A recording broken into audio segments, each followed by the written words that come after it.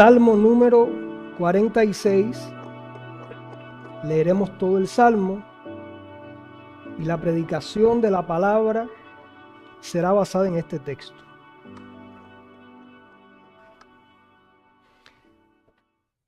Dice la palabra de Dios: al músico principal de los hijos de Coré, salmo sobre Alamot. Dios es nuestro amparo y fortaleza, nuestro pronto auxilio en las tribulaciones. Por tanto, no temeremos, aunque la tierra sea removida y se traspasen los montes al corazón del mar, aunque bramen y se turben sus aguas y tiemblen los montes a causa de su braveza. Selah. Del río sus corrientes alegran la ciudad de Dios, el santuario de las moradas del Altísimo. Dios está en medio de ella, no será conmovida. Dios la ayudará al clarear la mañana. Bramaron las naciones, titubearon los reinos, dio él su voz, se derritió la tierra.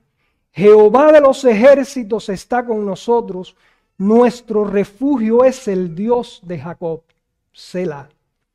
Venid, ved las obras de Jehová, que ha puesto asolamientos en la tierra, que hace cesar las guerras hasta los fines de la tierra, que quiebra el arco, corta la lanza y quema los carros en el fuego. Estad quietos y conoced que yo soy Dios.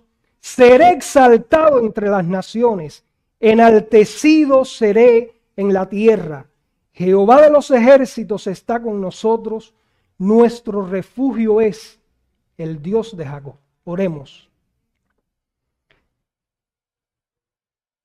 Padre, toda la honra y la gloria sean para ti. Enaltecido y exaltado sea tu nombre. Oh Padre, tú conoces nuestra necesidad de poder crecer en el conocimiento y entendimiento de ti, de lo que tú eres para nosotros, para tu pueblo. Oh Padre, para poder vivir de forma tal que nosotros te honremos y te glorifiquemos, para poder manifestar en nuestras vidas, sobre todo en los momentos difíciles de aflicción, el carácter de nuestro Señor Jesucristo. Oh Padre, ven en esta hora en el poder de tu Espíritu Santo y aplica tu palabra a nuestras vidas y ayúdanos a vivir conforme a ella. Perdónanos cada vez que no lo hacemos. Bendice este tiempo, ayúdanos a deleitarnos en ti, a descubrirte en cada palabra de esta porción de las Escrituras que hemos abierto. Por nuestro Señor Jesucristo. Amén. En 1517, Martín Lutero clavó sus 95 tesis en la puerta de Wittenberg. Y aunque su intención inicial era promover un debate académico sobre aspectos de la fe y la práctica dentro de la Iglesia católico romana, que debían y podían ser reformados, dentro de ellas la concesión de las indulgencias papales, la divulgación, gracias al uso de la imprenta que se hizo de estas tesis de Lutero, alcanzó dimensiones insospechadas, al punto de que este acontecimiento es tenido como el inicio de la llamada Reforma Protestante. Lo cierto es que a partir de ese momento comenzó el desarrollo y la radicalización del pensamiento reformador de Martín Lutero, que lo llevó a enfrentarse a los poderes más grandes y peligrosos de esa época. Por un lado, la Iglesia católico romana con el poder papal, y por el otro el Sacro Imperio romano con el emperador a la cabeza. Por lo que cada vez más su vida estuvo en constante peligro. Muchas veces cuando se hablan de personajes históricos como Lutero y nos concentramos en su teología y en aquellas cosas fundamentales de su vida, pasamos muchas veces por alto todas las vicisitudes que tuvieron que enfrentar estos hombres de Dios. Así las cosas, fue excomulgado por el Papa León X en su bula papal Exsurge Domine. Tuvo que rendir cuentas en la Dieta de Worms en 1521 ante el emperador del Sacro Imperio Romano, ante príncipes y representantes de la iglesia, probablemente ante más de 500 personas poderosas allí reunidas. Y no se retractó de sus enseñanzas ni de su postura. Antes bien, culminó su alegato con estas palabras que quizás todos hemos oído. No puedo ni quiero retractarme de cosa alguna, pues ir contra la conciencia no es justo ni seguro. Dios me ayude. Y confío en Dios. Y aunque fue protegido por el príncipe elector de Sajonia, Federico el Sabio, los peligros constantes contra su integridad y sus aflicciones no cesaron, hermanos. Así tuvo que sufrir las consecuencias de que sus enseñanzas, por ejemplo, fuesen malinterpretadas por sus seguidores, lo que provocó una rebelión de nobles y campesinos que dejó un saldo considerable de muertos. Y eso estuvo sobre la conciencia de Lutero. Ya casado en 1525 con Catherine von Bora y habiendo formado familia, tuvo que enfrentar vicisitudes económicas, epidemias que menguaron a sus feligreses y cobraron la vida de algunos de sus hijos. También tuvo que vivir esa desgracia de ver morir a algunos de sus hijos. Tuvo que sufrir enfrentamientos con pensadores encumbrados de la época como Erasmo de Rotterdam, desavenencias con otros reformadores como Zwingli. En 1529, ante la decisión en la Dieta de Spira de revertir una decisión anterior que otorgaba el derecho a cada territorio de decidir si permitían la enseñanza y el culto luterano, lo cual significaba, por supuesto, una derrota para Lutero y sus seguidores, y una victoria de las facciones católicos romanas que dentro de Alemania, por supuesto, también iba a representar un peligro más para su vida. Fue en ese contexto y después de todo eso que había vivido, que compuso el himno Castillo fuerte es nuestro Dios. Canto que se ha constituido en el himno de batalla de la Reforma protestante de todos los tiempos. Cuando analizamos su contenido, se hace evidente que Lutero, quien vivió una vida llena de peligros y vicisitudes, como hemos visto muy someramente, confió y se refugió enteramente en Dios y no en hombre alguno, ni siquiera en él mismo. Fue un hombre con capacidades intelectuales asombrosas. Él no confió ni siquiera en él mismo y resistió firme, confiado y esperando en Dios los embates de muchas aflicciones.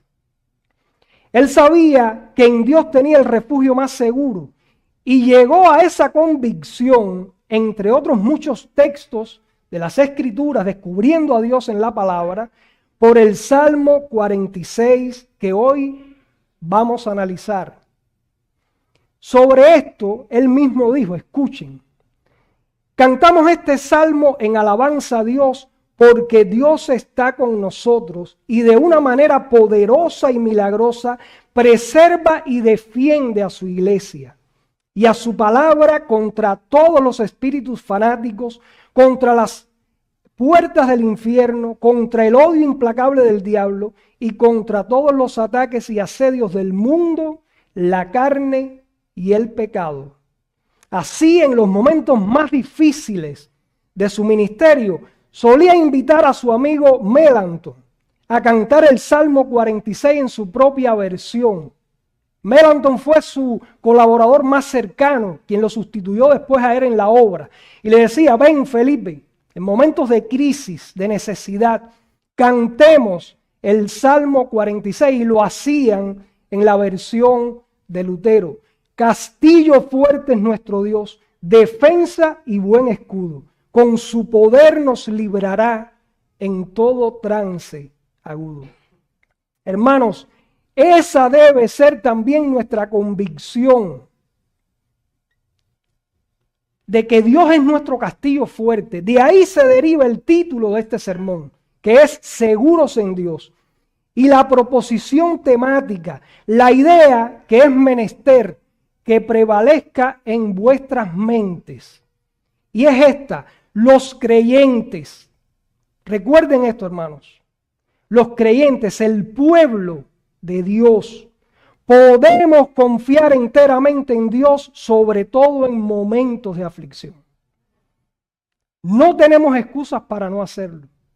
Los creyentes, los que de verdad nos hemos arrepentido, hemos puesto nuestra confianza en Dios, los que hemos sido comprados por la preciosa sangre de nuestro Señor Jesucristo, los que hemos sido incorporados a la familia de Dios, podemos estar siempre confiados en Dios, podemos confiar en Dios, no cuando las cosas nos van bien, sino sobre todo en los momentos de aflicción, en los momentos difíciles.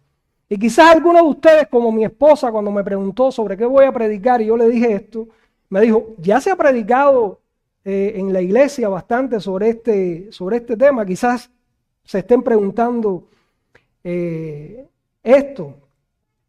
Y sí, recientemente se ha predicado sobre este tema, y déjenme decirle que con toda intención yo estoy siendo reiterativo. Ciertamente he sido movido por el Espíritu de Dios a ser reiterativo, a redundar acerca de esta verdad insoslayable de quién es Dios para su pueblo y de la seguridad que tenemos en Él, porque nunca se es redundante a la hora de exponer las verdades de Dios, hermanos. El pastor Ricardo predicó hace algún tiempo acerca del gozoso consuelo que tenemos en Dios, con base en Isaías 49, 13, 18, y nos llamaba a ver nuestras vidas y las aflicciones a través del lente de lo que Dios ha hecho por nosotros en Cristo. Y hace apenas 2 domingos, el pastor Joel, con base en Isaías 51, 12, 15, ambos sermones en el contexto de la cena del Señor, predicó de Dios como nuestro consuelo y le hablaba con carga en su alma a nuestras almas, haciendo notar que lo que Dios es, la naturaleza de Dios, debe llevarnos siempre a vivir confiados en Él en momentos de aflicción. ¿Ven la redundancia del tema de este sermón? Y así hincapié en que Dios es nuestro consolador, nuestro hacedor y el poderoso libertador, todo lo cual nos debía llevar y conducir a vivir confiados en Dios. La pregunta que debemos hacernos es esta, hermanos. ¿Esto ha sido suficiente para nosotros retener estas verdades y empezar a aplicarlas a nuestras vidas? Me temo que no. Es por eso que Dios redunda una y otra vez acerca de sus verdades en su palabra. Y lo vemos en el propio Señor Jesucristo, cómo redunda en sus enseñanzas. Y nosotros también debemos redundar en ellas, de la manera en que Pedro también le recordaba una y otra vez a los santos aquellas cosas que los hacían participantes de la naturaleza divina, aunque las supieran y estuvieran confirmados en esa verdad, como leemos en su segunda carta, capítulo 1, versículo 12. Ahora bien, ¿qué dice el Salmo 46 acerca de lo que Dios es para su pueblo? Hay 3 verdades esenciales que hallamos aquí que nos dicen lo que Dios es para el creyente y que permiten aseverar que los que le pertenecemos podemos confiar enteramente en Él siempre, pero sobre todo cuando nuestra fe mengua, cuando estamos en aflicción. Lo primero que el texto nos enseña es que Dios es el refugio seguro del creyente. Miren cómo dice el primer verso. Miren ahí en sus Biblias. Dios es nuestro amparo y fortaleza, nuestro pronto auxilio en las tribulaciones. Lo primero que debemos destacar aquí es que este era un salmo de adoración a Dios en el templo de Jerusalén por el pueblo judío. Las referencias en el título que también leímos lo indican claramente. Es un salmo que está dirigido al director del coro, cantado en un tono determinado. Es esta expresión de Alamot. Realmente es una referencia musical antigua que no se sabe exactamente de qué trata, pero probablemente sea un tono específico en que podía ser cantado. Algunos comentaristas se inclinan a pensar que debía ser cantado en un tono agudo como para soprano, pero lo cierto es que era usado para la adoración en el templo. Porque este salmo resalta, hermanos, la protección y liberación especial y sobrenatural de Dios a su pueblo en tiempos de una grandísima aflicción, de un grandísimo peligro. Y se ve ahí la mano protectora de Dios y la liberación sobrenatural de Dios. La referencia en la primera parte del verso 10, fíjense en sus Biblias el verso 10 de este salmo, que dice: estad quietos y conoced que yo soy Dios, ha hecho que algunos comentaristas vinculen este salmo con los hechos narrados en el segundo libro de Crónicas, capítulo 20, versículos del 1 al 22, donde Dios, asumiendo la batalla como suya propia, le dijo a Judá y a su rey Josafat, es un hecho que ocurre en el tiempo de Josafat: paraos, estad quietos y ved la salvación de Jehová con vosotros. Y finalmente les da la victoria sobre Moab y Amón sin que el pueblo de Judá tuviese que involucrarse directamente en la batalla. Otros vinculan el salmo con el asedio de Jerusalén por los asirios con Sennacherib en tiempos del rey Ezequías. Segundo libro de Reyes, en los capítulos 18 y 19 vemos esto. El gran peligro en que estuvo Judá y la liberación milagrosa de Dios. Ahora, cualquiera de estos supuestos pudo haber sido la causa que llevara al Espíritu Santo a inspirar este salmo que resalta la protección de Dios para con su pueblo. Pudo haber sido cualquiera de esos dos supuestos, pudo haber sido cualquier otro peligro y donde se manifestara la liberación milagrosa de Dios. Fijémonos en la declaración inicial del Salmo. Dios es nuestro amparo, nuestra fortaleza, nuestro pronto auxilio en las tribulaciones. Aquel que constituye el refugio de su pueblo no es otro que Dios mismo, hermanos. Y esto es muy importante porque define la cualidad o calidad del refugio y su permanencia en el tiempo. Muchas veces nos resguardamos en lugares o acudimos a personas para que nos protejan de determinada situación que creemos que son seguros y no lo son. Esas personas pueden tener la mejor intención del mundo y sin embargo no tener los recursos para poder ayudarnos. O no tener la capacidad o el poder determinado para sacarnos de una situación difícil. Aún los refugios construidos por el hombre está más que demostrado por las distintas guerras que no son inexpugnables. Se quiebran. Miren lo que dice Agustín de Hipona, refiriéndose a este salmo y específicamente a esta parte. Dice: hay refugios con muy poca fortaleza, y quien se cobija en ellos se debilita más que se fortalece. Tal es el caso de aquellos que buscan la protección de encumbrados personajes y gentes poderosas de este mundo, pero nuestro refugio es bien distinto. Es una fortaleza inexpugnable y cobijados en ella estamos totalmente a salvo, seguros e inamovibles. El pueblo de Judá sabía esto. La referencia ahí en el Salmo lo está indicando. Sabía en quién se guarecían, se resguardaban. La palabra en hebreo que se usa para Dios aquí es Elohim o Elohim, Dios creador, poderoso, Dios supremo. Como leemos en Génesis 1:1, En el principio creó Dios, la misma palabra, los cielos y la tierra. Esto habla del Dios vivo y verdadero, único y verdadero Dios, como oraba nuestro hermano Omar hace apenas unos instantes. Capaz de crear de la nada y traer a la existencia todo el universo que existe. Habla del Señor en el doble aspecto de este calificativo, según los teólogos. Primero, refiriéndose a su independencia soberana, a su eternidad, inmutabilidad, soberanía, y después, en su relación con el hombre, a su fidelidad, su presencia y su compasión del pacto y su fidelidad al pacto que ha establecido con aquellos que él redime. Y esto explica el porqué en los versos 7 y 11. Fíjense en sus Biblias, Salmo 46, versos 7 y 11.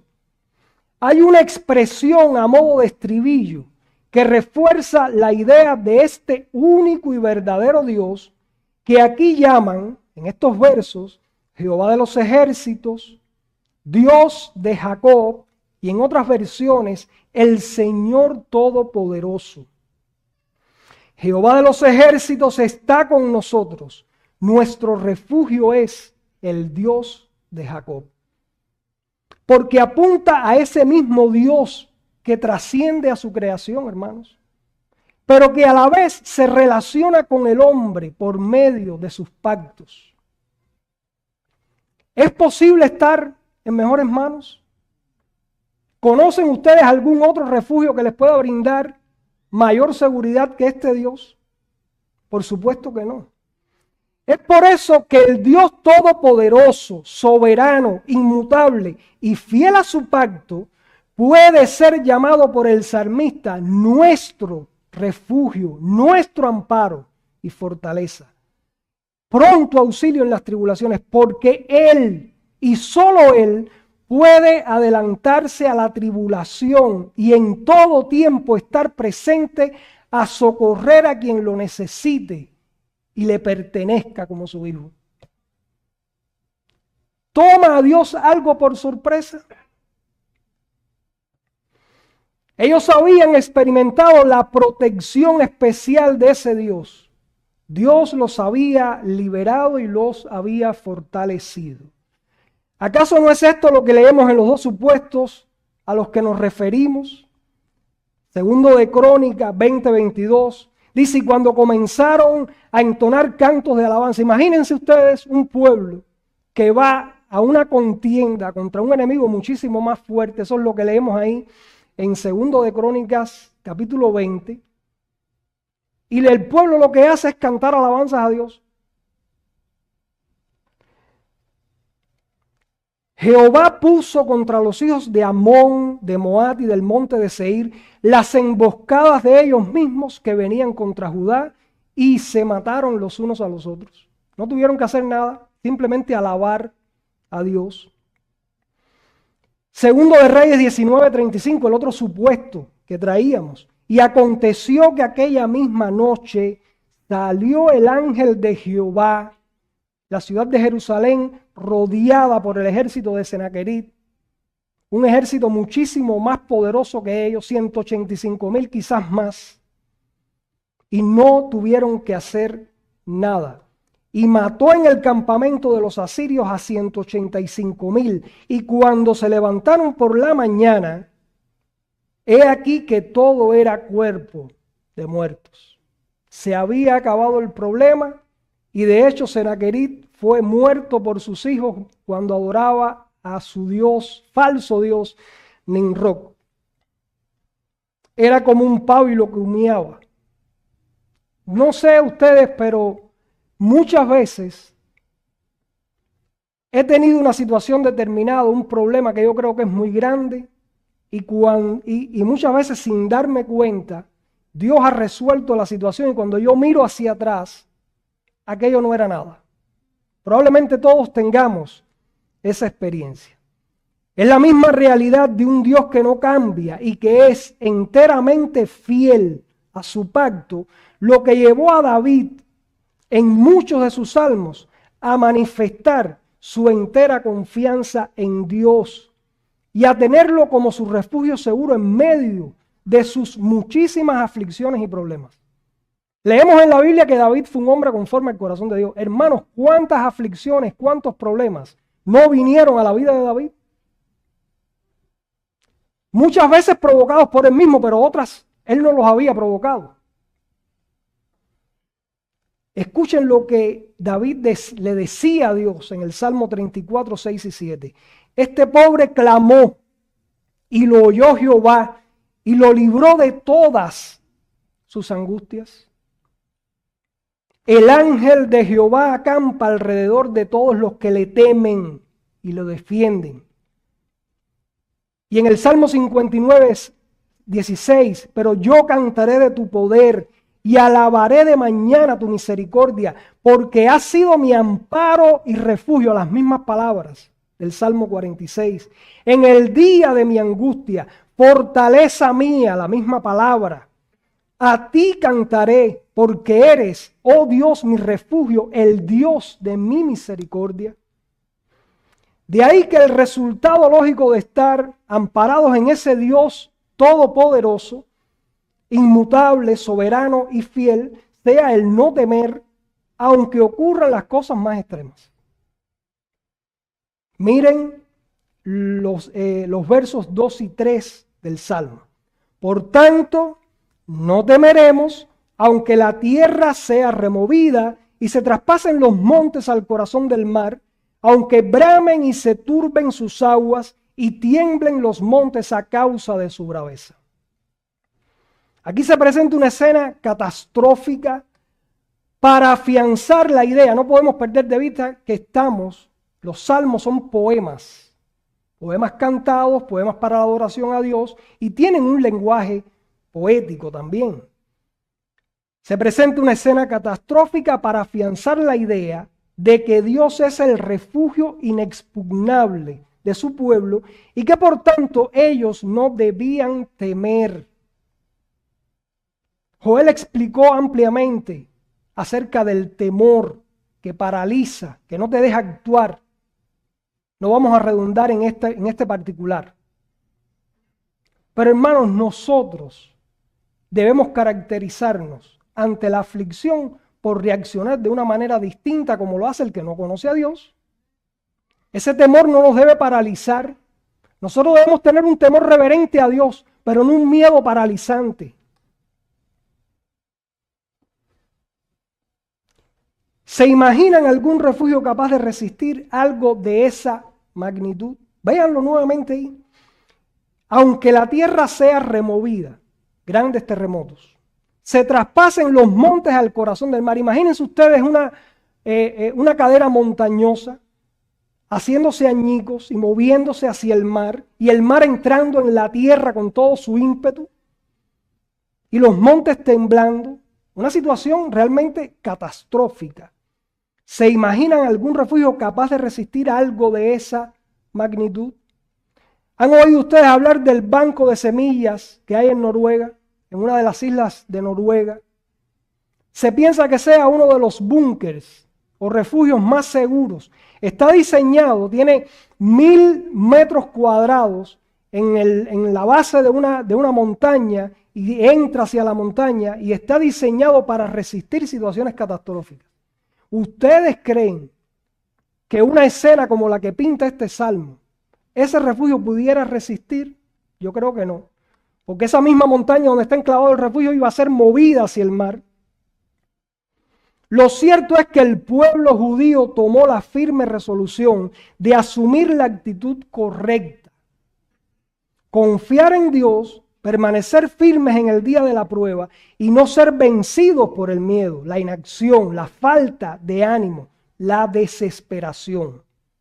Aunque ocurrieran las cosas más extremas, aún ante un cataclismo universal, ellos no flaquearían. Eso es lo que nos dice el Salmo.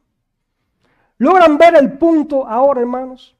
La confianza de ese pueblo para con su Dios era tal que lo expresaron en este salmo reconociendo que aunque se acabara el mundo, ellos se refugiarían en Dios porque en Él y solo en Él estarían seguros, se fortalecerían y bajo ninguna circunstancia serían vencidos por el miedo.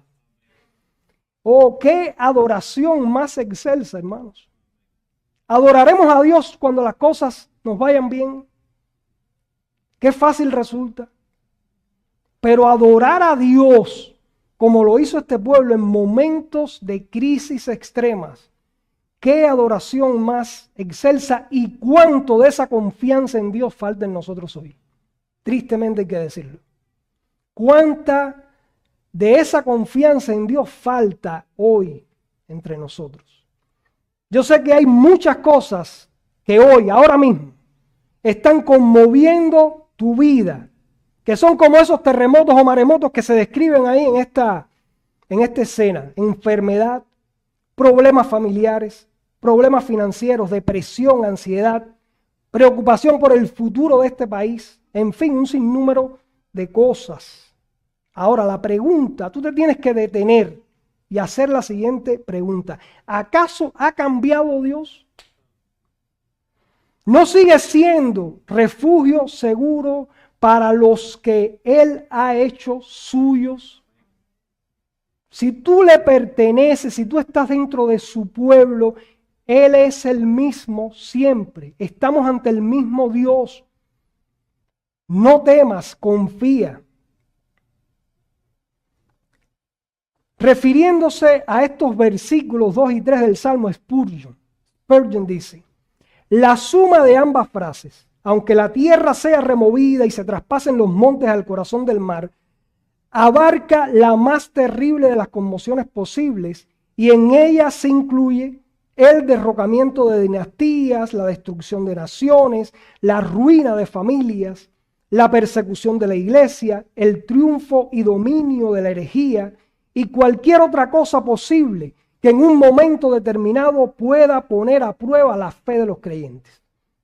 Aunque suceda lo peor de lo peor, el Hijo de Dios nunca debe perder su confianza. Siendo que Dios permanece fiel, no puede haber amenaza o peligro alguno ni para su causa ni para su pueblo. Llénate de esa convicción, hermano.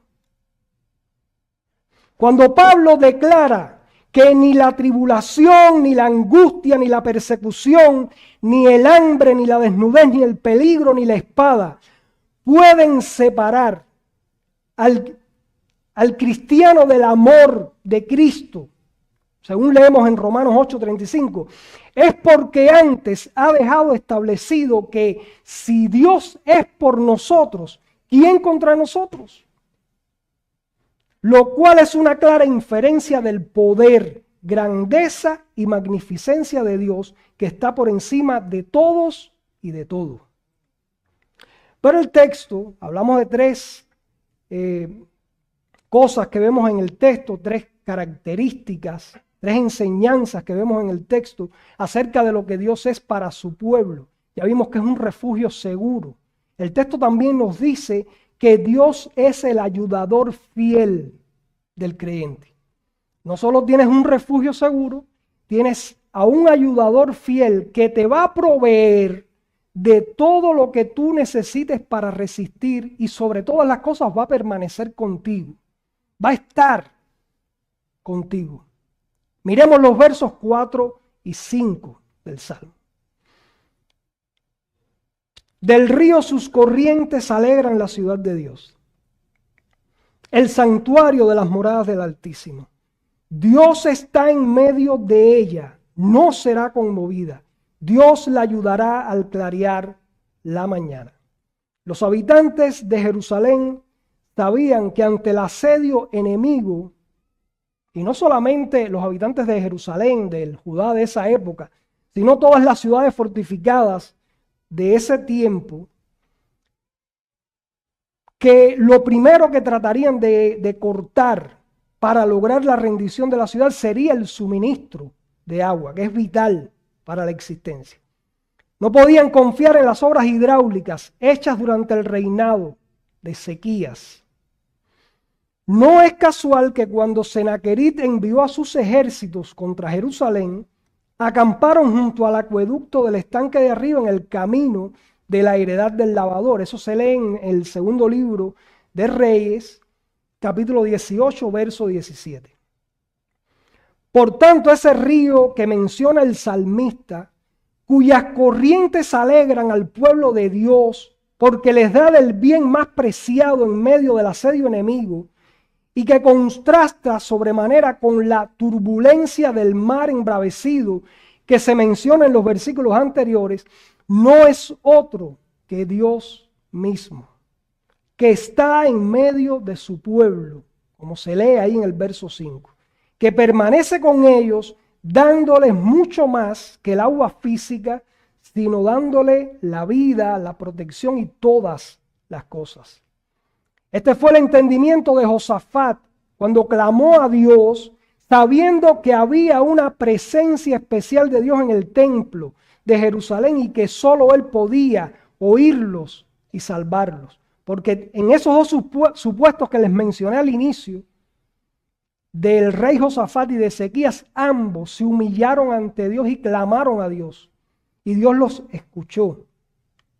Dice, segundo de Crónica 29, si mal viniere sobre nosotros, o espada de castigo, o pestilencia, o hambre, nos presentaremos delante de esta casa y delante de ti, porque tu nombre está en esta casa, y a causa de nuestras tribulaciones clamaremos a ti, y tú nos oirás y salvarás.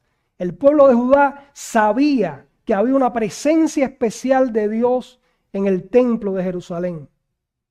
Y esa ciudad que se menciona en el Salmo se está haciendo alusión a la ciudad de Jerusalén, y por extensión se está haciendo alusión al pueblo de Dios, que en estos momentos, como bien decía nuestro pastor Ricardo en la clase, es la iglesia del Dios viviente, compuesta por todo el que se arrepiente y cree en Jesucristo, sea judío o gentil.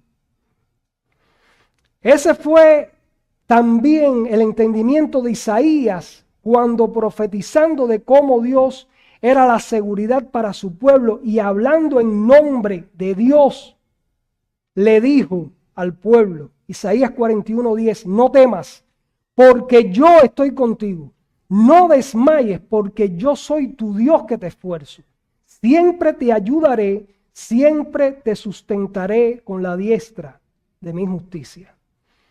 Esto apunta a cómo Dios se constituye en ayuda efectiva para su pueblo.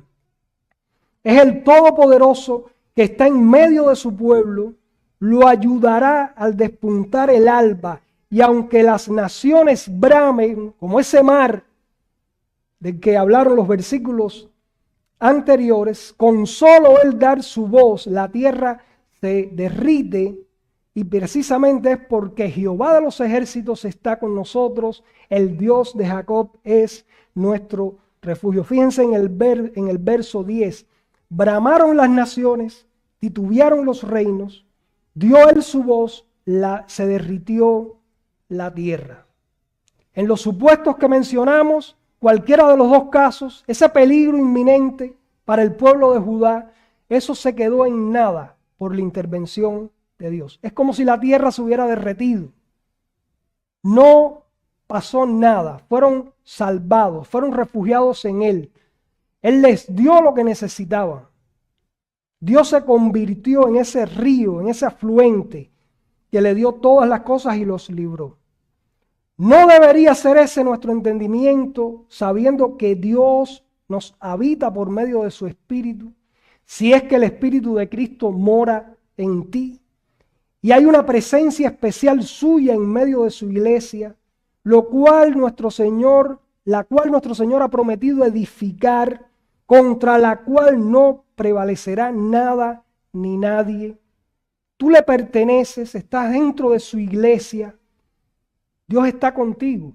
Hay una presencia de Dios por su Espíritu en ti, que eres una piedra viva que conformas la iglesia. Hay una presencia especial, ese río de vida en medio de su pueblo, de su iglesia.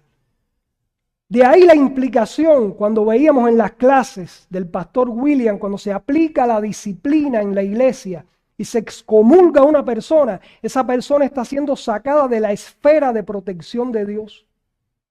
La iglesia, su pueblo, está en el mejor lugar donde se puede estar. Estás protegido por Dios. Cristo Jesús es la expresión más elevada de ese río, cuyas corrientes de agua alegran la ciudad de Dios, que es su iglesia. En Cristo Jesús hemos sido bendecidos con toda bendición espiritual en los lugares celestiales. Eso se lee en Efesios 1:3. Miren cuántos beneficios. En Él y por Él tenemos en nosotros esa corriente de agua viva que salta para vida eterna, que es su Espíritu en nosotros, que es el mismo morando en nosotros. Juan 4:14 y 7, 38 y 39. En Cristo Jesús tenemos alivio para nuestras cargas si las dejamos en Él y tomamos su yugo, que es ligero y fácil de llevar, si somos mansos y humildes como Él. Mateo 11, 25 al 30. En Cristo Jesús podemos vencer al mundo, porque mayor es Él que el que está. Mayor es el que está en nosotros que el que está en el mundo. ¿Acaso no nos dará Dios con Él todas las cosas? Dice Romanos 8:32. Claro que sí.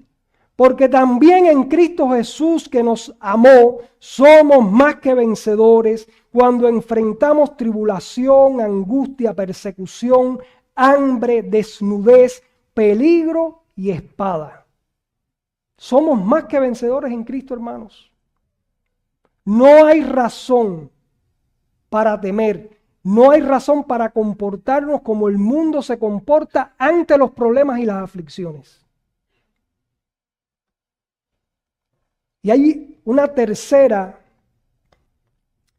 característica o verdad o enseñanza que vemos en el Salmo, y es que ese Dios que es el refugio seguro, inexpugnable del creyente, que es el ayudador fiel que provee de lo que el creyente necesita en el momento de la prueba y que permanece con él, es también el gobernante soberano sobre todas las cosas y sobre todas las naciones. Miren los versos 8 al 11.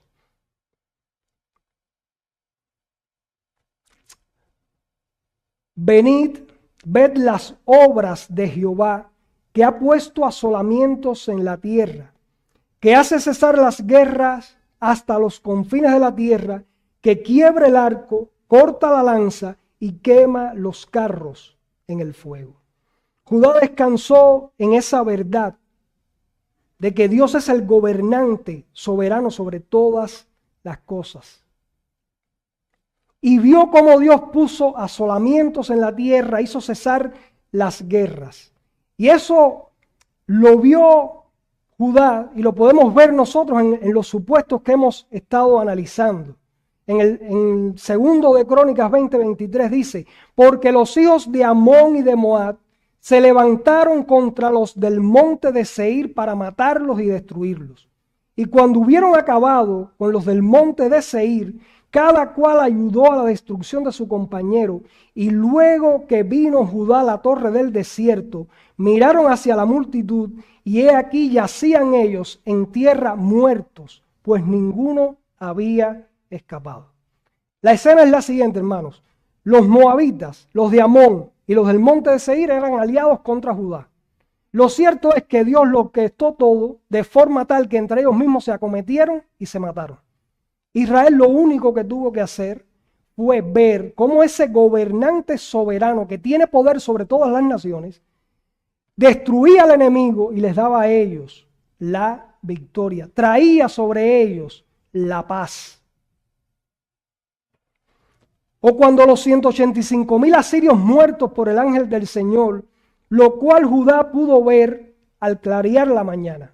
Le despertaron al otro día y cuando van al campamento asirio, ven ahí los 185,000 muertos. Ese asolamiento sobre la tierra. Jehová hace cesar las guerras contra tu pueblo, contra su pueblo. ¿No trajo el Señor la paz para su pueblo como gobernante soberano sobre las naciones? Como leemos en el texto de Isaías acerca del reinado universal de Jehová. Isaías 2:4, y juzgará entre las naciones, y reprenderá a muchos pueblos, y volverán sus espadas en rejas de arado, y sus lanzas en hoces. No alzará espada nación contra nación, ni se adiestrarán más para la guerra. Lo hizo mientras ellos se mantuvieron quietos, conociéndolo como Dios, como aquel que será exaltado entre las naciones. De ahí el verso 10 y 11. Estad quietos y conoced que yo soy Dios. Ellos están en una situación extrema, a punto de perecer, de ser exterminados por ejércitos mucho más poderosos que ellos. Y Dios le dice, quietos, descansen en mí, miren lo que yo puedo hacer. Y encima de eso seré enaltecido por las naciones, porque yo soy ese gobernante soberano, que tengo poder sobre toda mi creación. Descansen en mí. Ellos entendieron que no podían hacer nada. Dependían enteramente del poder de Dios actuando a favor de ellos. Y debían esperar en Él. Así debían conocerlo. Voy a repetir esta parte, hermanos, y cuando lo diga, aplíquenlo a las distintas situaciones que ustedes puedan estar viviendo hoy. ¿Realmente tú esperas así en Dios? Dice, ellos entendieron que no podían hacer nada. ¿Qué tú puedes hacer ante un enemigo que es muchísimo más poderoso que tú? Dependían enteramente del poder de Dios actuando a favor de ellos. Y debían esperar en Él. Él les dice, quietos, esperen en mí. Y de esa forma lo iban a conocer. Y así debemos conocerlo nosotros también. Como el gobernante soberano que ha vencido a nuestros enemigos mortales. El pecado, el mundo, Satanás y la muerte, y que ha traído la paz verdadera a nuestras vidas, reconciliándonos enteramente con Él en su Hijo Jesucristo. Ante eso, ¿ustedes podían hacer algo? ¿Podemos nosotros, simples mortales que somos polvo, hacer algo contra estos enemigos? Si Dios no viene y nos rescata, nada podemos hacer. Aprendamos a estar quietos y conocer a ese Dios que nos ha redimido. En ese conocimiento más profundo, relacional, que nos permita esperar en Él y deleitarnos en Él en tiempos de aflicción. De la forma en que lo dice el salmista en el Salmo 37, 3 al 6. Así debemos nosotros esperar en Dios, estar quietos, conocerlo, en esa relación profunda que podemos tener con Él por medio de Cristo, en medio de la aflicción. Confía en Jehová y haz el bien, dice el Salmo, y habitarás en la tierra y te apacentarás de la verdad. Deleítate a sí mismo en Jehová y Él te concederá las peticiones de tu corazón. Encomienda a Jehová tu camino y confía en Él, y Él hará. Exhibirá tu justicia como la luz y tu derecho como el mediodía. Hermanos, aprendamos a vivir así. Van a venir a nuestras vidas aflicciones. Eso se ha dicho en todos los sermones que han hablado sobre este tema.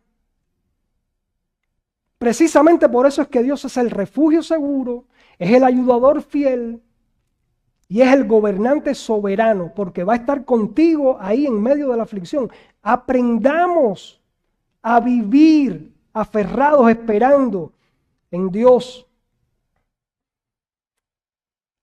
Ahora bien, ya para concluir, ¿qué debemos hacer para que estas cosas sean efectivas en nuestras vidas?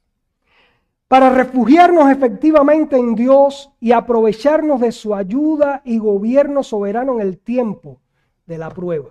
No hemos venido aquí solamente a decirles, mira, Dios es un refugio seguro, es un ayudador fiel, va a estar contigo en medio de la prueba, es el gobernante soberano, tiene poder para hacer todas las cosas y ya, e irnos.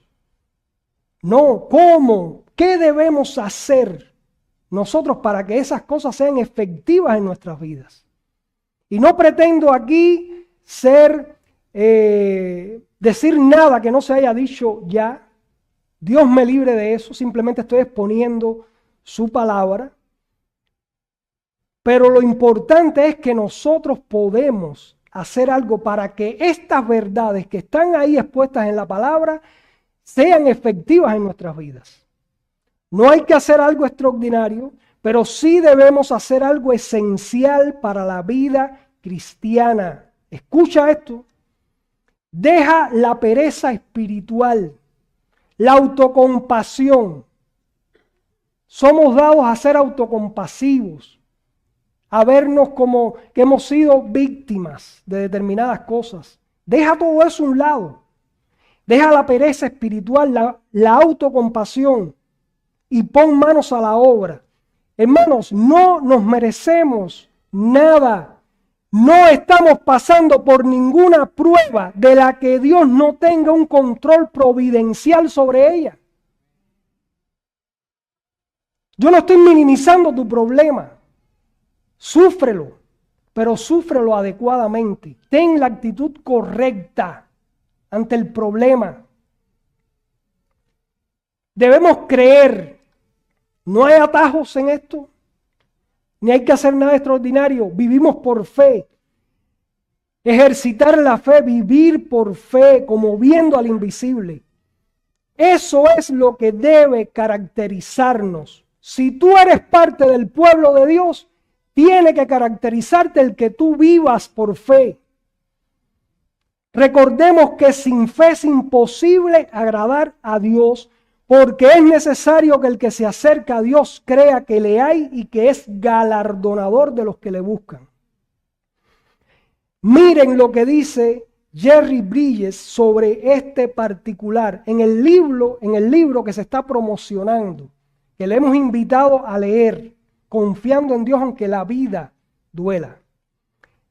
Dice este autor, para creer en Dios debemos ver siempre nuestras circunstancias adversas a través de los ojos de la fe y no del sentido común.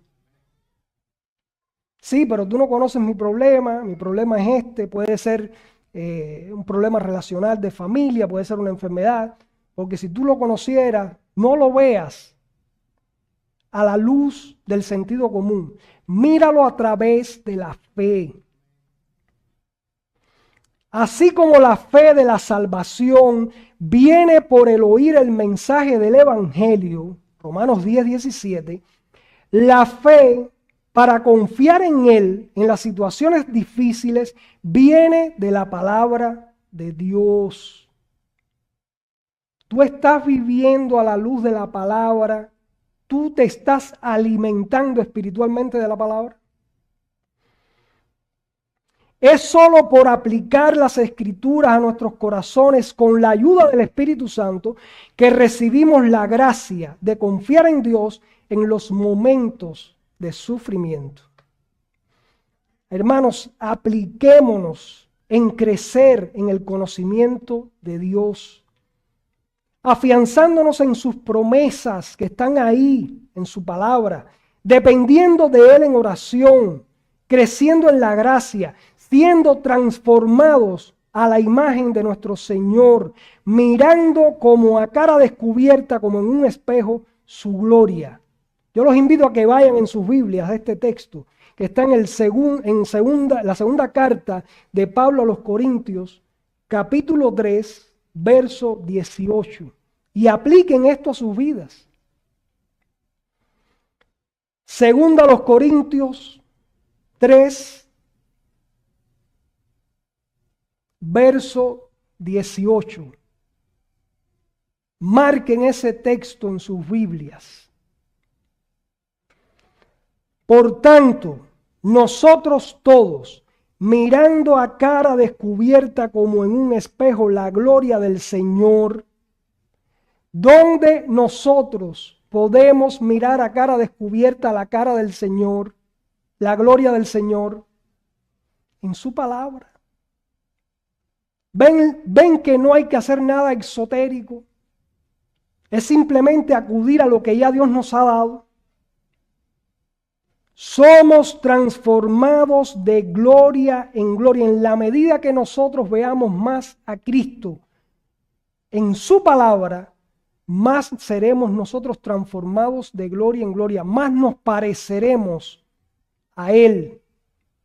Y por lo tanto, en medio de la aflicción, nosotros podemos actuar más como nuestro Señor.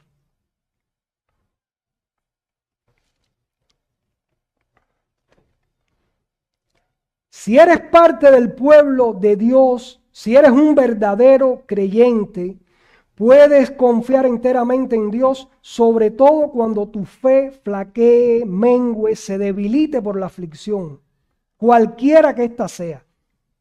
Hermano, puedes despertar a tu Señor. Él está en tu barca endeble.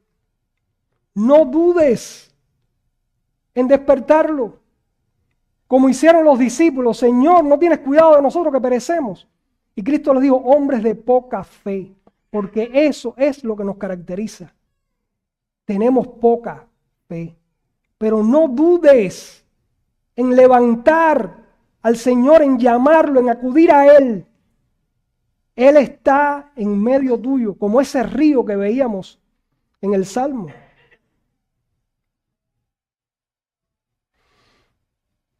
Tienes al Dios creador del cielo y de la tierra, todopoderoso, inmutable, misericordioso y fiel a su pacto, como el refugio inexpugnable donde guarecerte. No es un refugio más, es el único refugio seguro. Recuerda que has muerto. Yo te estoy hablando a ti que dices que realmente crees en Cristo.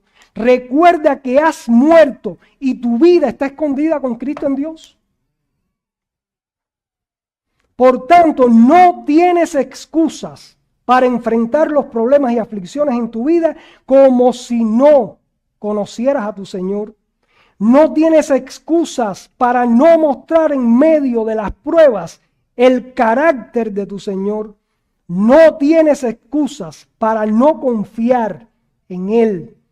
Sigue los pasos de Lutero y tantísimos hijos de Dios que a lo largo de la historia de la iglesia han confiado enteramente en Él en medio de tribulaciones que tú ni por asombro vas a pasar. Ellos tuvieron a Dios como su castillo fuerte. Haz tú lo mismo. Y ya para concluir, termino recitando la primera estrofa del himno que acabamos de cantar, Cristo nuestra ancla. Y dice así: Cristo el ancla firme y fuerte, en furiosa tempestad, cuando soplan fuertes dudas y mis velas no dan más, en la pena y la tristeza, cuando sufra en el dolor, yo me aferraré al ancla, pues jamás se moverá. Ese es nuestro Dios, hermanos. Oremos. Oh Padre, gracias por el privilegio que nos has dado de exponernos a tu palabra, a tu verdad. Te pedimos que nos perdones por nuestra dura cerviz, por nuestra rebeldía, porque teniéndolo todo en ti, que eres nuestro refugio inexpugnable, que eres nuestro ayudador fiel, el gobernante soberano sobre todas las naciones, que eres por nosotros, que nos guardas, nos libras del mal. Nosotros, Padre, vivimos vidas donde dudamos Vivimos vidas donde manifestamos poca fe, donde no manifestamos el carácter de nuestro Señor Jesucristo en medio de las aflicciones. Pero ayúdanos en el poder de tu Espíritu actuando en nosotros, para que nosotros empecemos a revertir todo eso en nuestras vidas y para poder vivir vidas que te honren y glorifiquen a ti. Por nuestro Señor Jesucristo. Amén.